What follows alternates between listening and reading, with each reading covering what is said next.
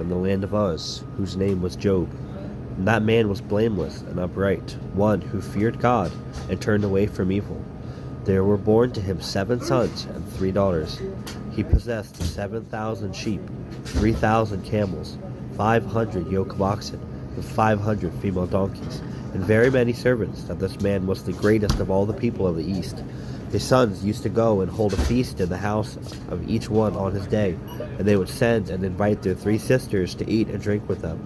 When the days of the feast had run their course, Job would send and consecrate them, and he would rise early in the morning and offer burnt offerings according to the number of them all. For Job said, "It may be that my children have sinned and cursed God in their hearts." Thus Job did continually. Now there was a day when the sons of God came to present themselves before the Lord, and Satan also came along with them. The Lord said to Satan, "From where have you come?"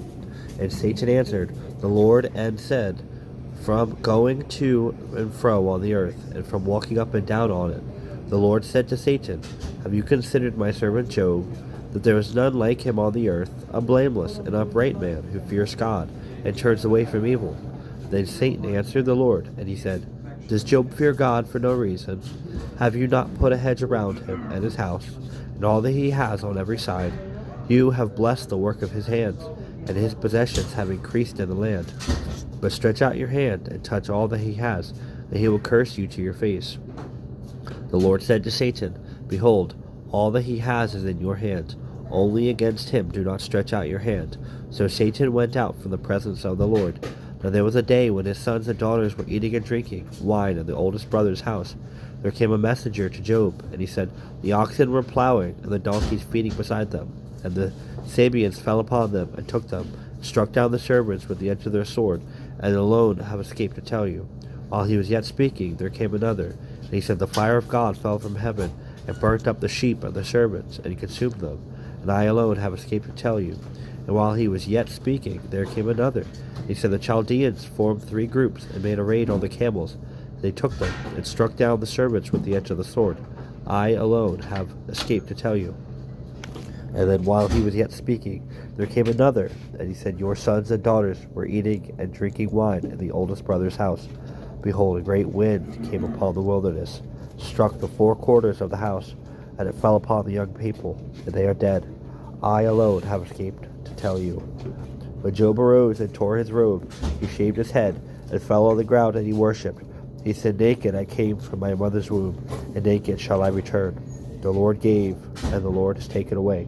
Blessed be the name of the Lord." In all this Job did not sin or charge God with wrong.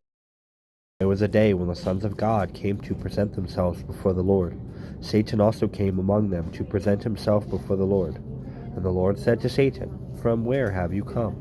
Satan answered the Lord, and he said, "From going to and fro on the earth, and from walking up and down on it." And the Lord said to Satan, "Have you considered my servant Job? There is none like him on the earth, a blameless and upright man, who fears God and turns away from evil. He still holds fast his integrity, although you incited me against him to destroy him without reason." Satan answered the Lord, and he said, "Skin for skin. All that man has he will give for his life. But stretch out your hand and touch his bone and his flesh, and he will curse you to your face." The Lord said to Satan, "Behold, he is in your hand, but only spare his life." So Satan went out from the presence of the Lord, and he struck Job with loathsome sores from the soles of his feet to the crown of his head. He took a piece of broken pottery with which to scrape himself while he sat in the ashes. Then his wife said to him, "Do you still hold fast your integrity? Curse God and die." But he said to her, "You speak as one of the foolish women would speak. Shall we receive good from God, and shall we not receive evil?" And all this Job did not sin with his lips. So Satan went out from the presence of the Lord and struck Job. Now when Job's 3 friends heard of all this evil that had come upon him, they came each from his own place: Eliphaz the Temanite, Bildad the Shuhite, and Zophar the Naamathite. They made an appointment together to come to show him sympathy and comfort him. When they saw him from a distance, they did not recognize him. They raised their voices and they wept. They tore their robes and sprinkled dust on their heads towards heaven. They sat with him on the ground 7 days and 7 nights. No one spoke a word to him, for they saw that his suffering was very great. Job opened his mouth and cursed the day of his birth. And Job said, let the day perish on which I was born, and the night that said, a man is conceived. Let that day be darkness. May God above not seek it, nor light shine upon it. Let gloom and deep darkness claim it. Let clouds dwell upon it. Let the blackness of the day terrify it. That night, that thick darkness seize it. Let it not rejoice among the days of the year. Let it not come into the number of the months. Behold, let that night be barren. Let no joyful cry enter it. Let those curse it who curse the day, who are ready to rouse up Leviathan. Let the stars of its dawn be dark. Let it hope for light, but have none, nor see the eyelids of the morning, because it did not shut the doors of my mother's womb, nor hide trouble from my eyes. Why did I not die at birth, come out from the womb and expire? Why did the knees receive me, or why the breasts that I should nurse? For then I would have lain down and been quiet. I would have slept, then I would have been at rest, with kings and counselors of the earth, who rebuilt ruins for themselves, or with princes who had gold, who filled their houses with silver. Or why was I not as a hidden stillborn child, as infants who never see the light? There the wicked cease from troubling, and there the weary are at rest. There the prisoners are at ease together. They hear not the voice of the taskmaster. The small and the great are there, and the slave is free from his master. Why is light given to him who is in misery, and life to the bitter in soul, who long for death, but it comes not, and digs for it more than for hidden treasures, who rejoices exceedingly, and are glad when they find the grave? Why is light given to a man whose way is hidden, whom God has hedged in? For my sighing comes instead of my bread, and my groanings are poured out like water. For the thing that I fear upon comes upon me, and what I dread befalls me. I am not at ease, nor am I quiet. I have no rest, but trouble comes instead. Then Eliphaz the Temanite answered, and he said, if one ventures a word with you, will you be impatient? Yet who can keep from speaking? Behold, you have instructed many, and you have strengthened the weak hands.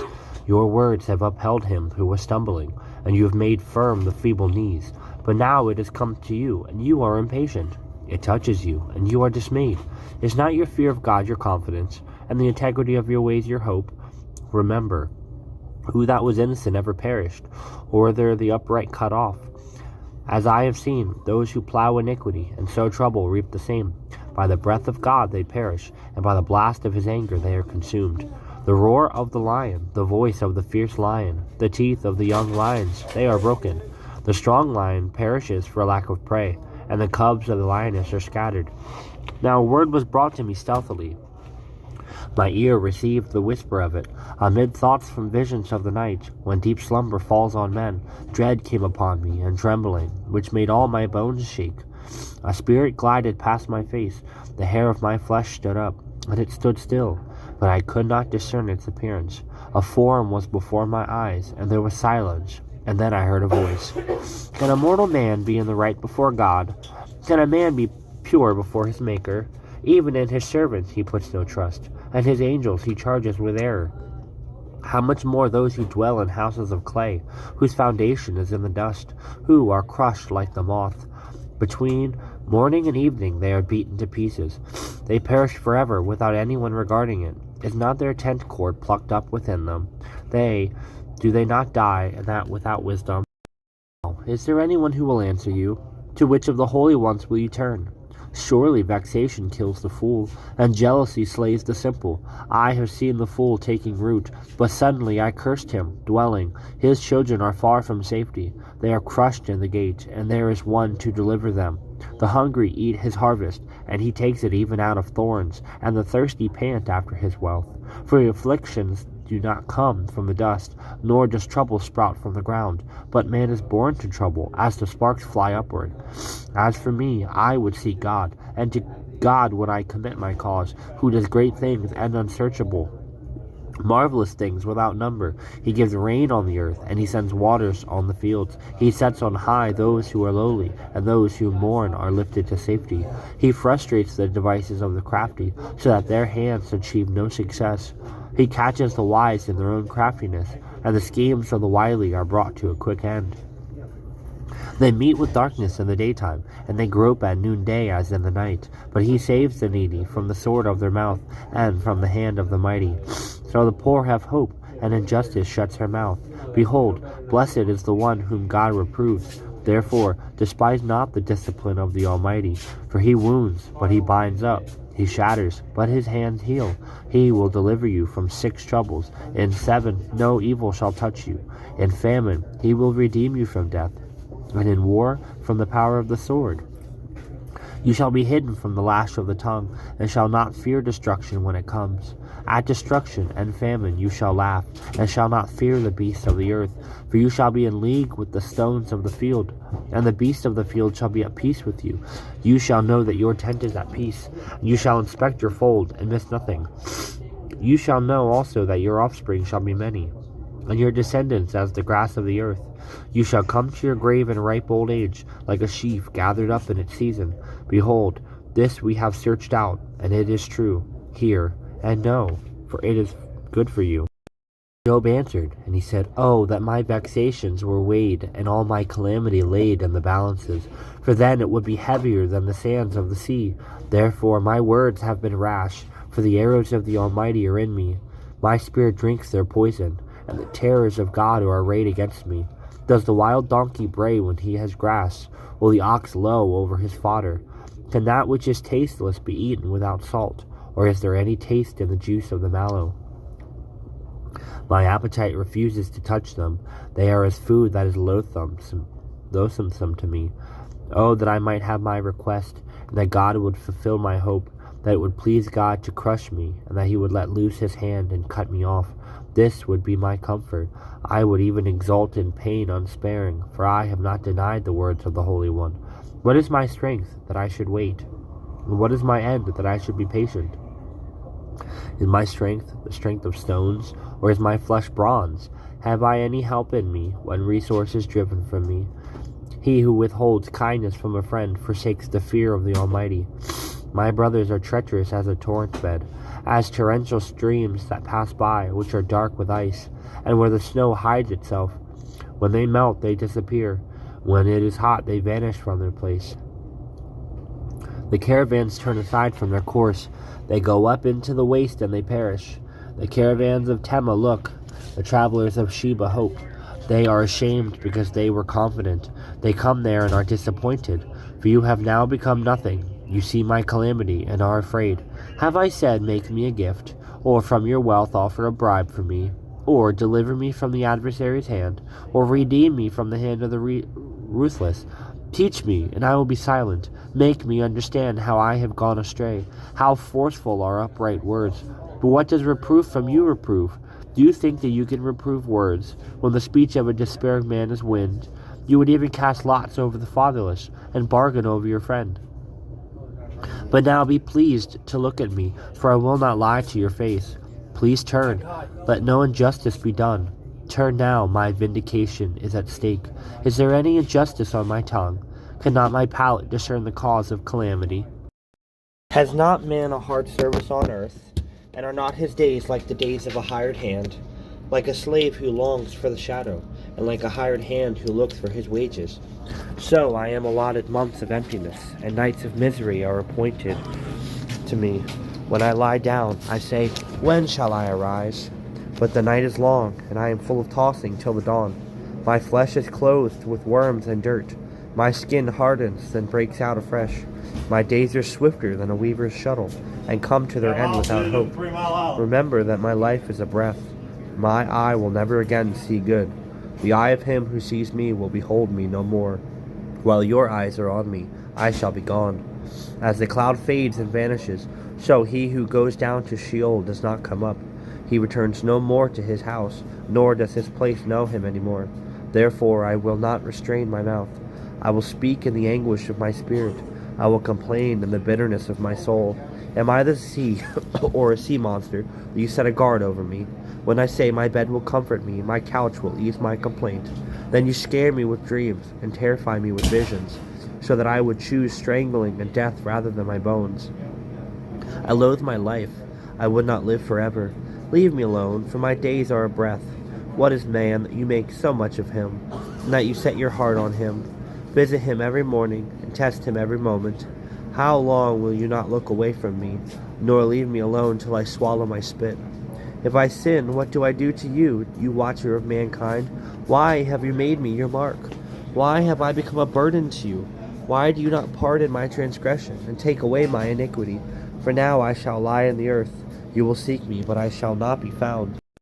Bildad the Shuhite answered, and he said, How long will you say these things, and the words of your mouth be a great wind? Does God pervert justice, or does the Almighty pervert the right? If your children have sinned against him, he has delivered them into the hand of their transgression. If you will seek God and plead with the Almighty for mercy, if you are pure and upright, surely then he will rouse himself for you and restore your rightful habitation. And though your beginning was small, your latter days will be very great. For inquire, please, of bygone ages, and consider what the fathers have searched out. For we are but of yesterday, and know nothing, for our days on earth are a shadow. Will they not teach you, and tell you, and utter words out of their understanding? Can papyrus grow when there is no marsh? Can reeds flourish where there is no water, while yet in flower and not cut down? They wither before any other plant. Such are the paths of all who forget God. The hope of the godless shall perish. His confidence is severed, and his trust is a spider's web. He leans against his house, but it does not stand. He lays hold of it, but it does not endure. He is a lush plant before the sun, and his shoots spread over his garden. His roots entwine the stone heap. He looks upon a house of stones. If he is destroyed from his place, then it will deny him, saying, I have never seen you. Behold, this is the joy of his way, and out of the soil others will spring.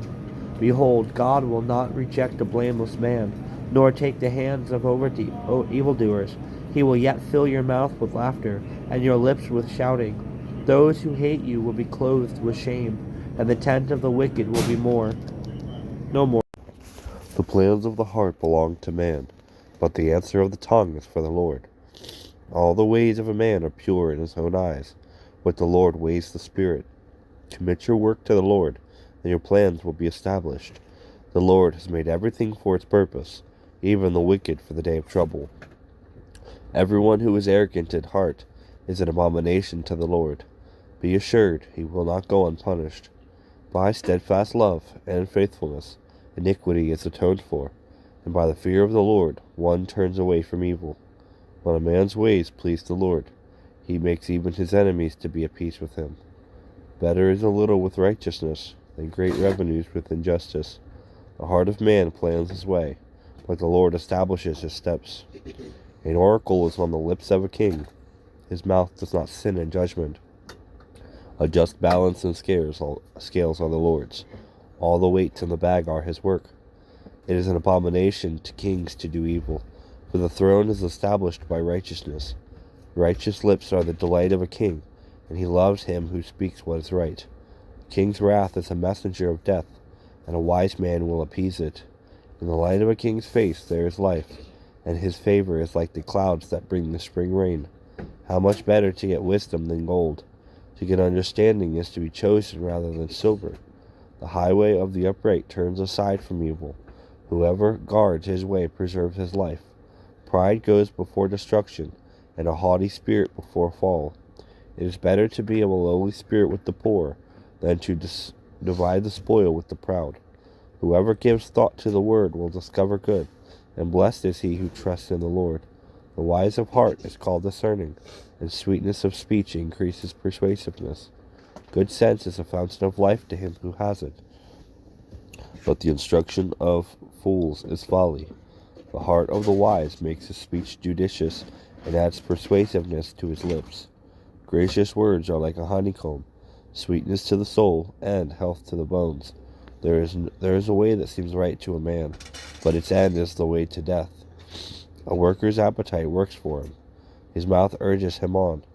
A worthless man plots evil, and his speech is like a scorching fire. A dishonest man spreads strife, and a whisperer separates close friends. A man of violence entices his neighbor, and leads him in a way that is not good.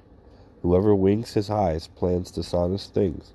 He who pursues his lips brings evil to pass. Gray hair is a crown of glory. It is gained in a righteous life. Whoever is slow to anger is better than the mighty, and he who rules his spirit than he who takes a city. The lot is cast into the lap, but its every decision is from the Lord. Thank me for the conditions that are requiring you to be still. Do not spoil these quiet hours by wishing them away, waiting patiently to be active again. Some of the greatest works in my kingdom have been done from sick beds and prison cells. Instead of resenting the limitations of a weakened body, search for my way in the midst of those very circumstances. Limitations can be liberating when your strongest desire is living close to me. Quietness and trust enhance your awareness of my presence with you. Do not despise these simple ways of serving me. Although you feel cut off from every activity of the world, your quiet trust makes a powerful statement in spiritual realms. My strength and power show themselves most effective in weakness. Zechariah 2:13. Be still before the Lord, all mankind, because he has roused himself from his holy dwelling. Isaiah 30:15. This is what the sovereign Lord, the Holy One of Israel, says. In repentance and rest is your salvation. In quietness and trust is your strength, but you would have none of it. 2 Corinthians 12:9. But he said to me, my grace is enough for you, for my strength and power are made perfect in your weakness. Therefore I will all the more gladly glory in my weakness and infirmities, that the strength and power of Christ may rest upon me. In Jesus' name. 3:2. Beloved, now are we the sons of God, and it doth not yet appear what we shall be. But we know that when he shall appear, we shall be like him, for we shall see him as he sees us. I will never forget the joy I felt when Terry told me we were expecting our first little one. In a single instant, life changed. We began preparing the house, adjusting our schedules, and thinking about the future in a completely new way. That same sense of joy and anticipation was repeated with each of our 4 children. Every time we learned that we were expecting a baby, it reshaped our plans and renewed our excitement for what was ahead. Expectancy has a way of reshaping everything. It affects how you plan for the future and how you live today. Any great expectation changes the way we live. When a student expects to graduate, he begins lining up job opportunities and preparing for the next step. When a couple expects a baby, they prepare a nursery and read parenting books. When an engaged couple sets a wedding date, their priorities shift toward that coming day. Anticipation fuels preparation. Yet in all of these situations, there is still uncertainty. Plans can change. Circumstances can shift. The future, no matter how carefully arranged, is never fully guaranteed. But for the Christian, our greatest expectation is not built on possibilities. It is anchored in the promise, based on the Word of God. We have absolute confidence that Jesus will return for us. This is not wishful thinking, but a settled truth. We will see him face to face. We will be transformed into his likeness. Our future is not uncertain. It is assured by the faithfulness of God. Such certainty should change the way we live today. When we truly live with the expectancy of Christ's return, we pursue holiness more earnestly. We serve more faithfully. We hold the things of this world more loosely. Expectancy shapes preparation, and the certainty of seeing Christ should shape every part of our lives. Live today in joyful preparation for the certain return of Jesus Christ.